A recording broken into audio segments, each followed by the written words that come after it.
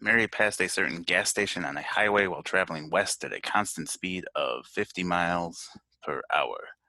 Then 15 minutes later, Paul passed the same gas station while traveling west at a constant speed of 60 miles per hour. If both drivers maintained their speeds and both remained on the highway for at least 2 hours, how long after he passed the gas station did Paul catch up to Mary? So usually with rate questions, I like catch-up questions. This one's a little bit more complicated, but I think that just means a good setup uh, or a good diagram will help us visualize things. So, what are we saying? So first, we got this gas station, and first Mary passes it, uh, and she's going at 50 miles per hour. And so then once she passes it, she's out here somewhere, still going 50 miles per hour. Uh, and then 15 minutes later, Paul comes by, uh, and he passes the same gas station. So he's at the gas station, and he's going 60 miles per hour.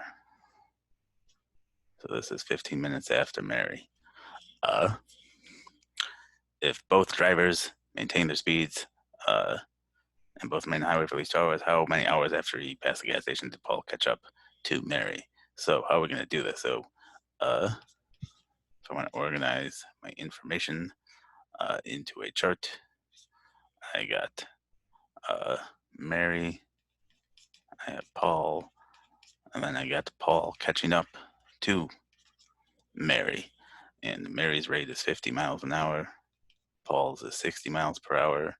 Now, I do not care about the distance that Mary traveled, and I do not care about the distance that Paul traveled.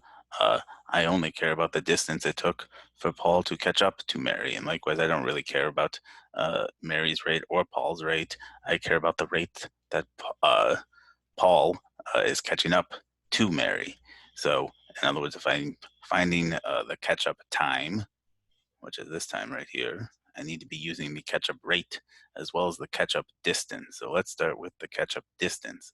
Well, that is going to be just whatever is the gap between them when we start the clock. And so, they give us this benchmark here of the gas station, because that's sort of right when Paul hits the gas station, that's when the clock starts. And so, how far a gap does Paul have to close once he hits the gas station? So we can find that because we can find how far out Mary is, because Mary has been traveling for 15 minutes at 50 miles per hour. So 15 minutes is 1/4 of an hour. So this gap here should be 50 times 1/4, which is 50 over 4, which is 25 over 2. So that is how far Mary is away from the gas station. Also, it is the gap between Paul and Mary when Paul starts. So this is the gap. He has to close a gap of 25 over 2, or 12.5 miles, and he is doing so at a rate of, so if Paul is traveling at 60 miles per hour, Mary is traveling at 50 miles per hour, then he is closing this gap at a rate of 10 miles every hour.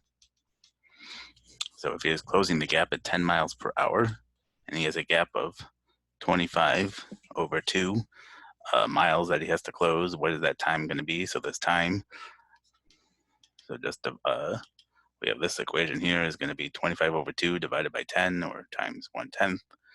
So that time is just going to be 25 over 20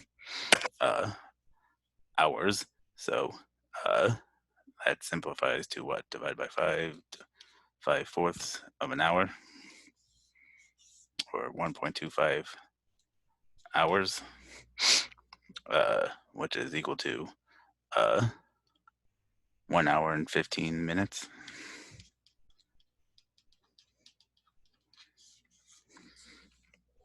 Which looks to be answer choice D.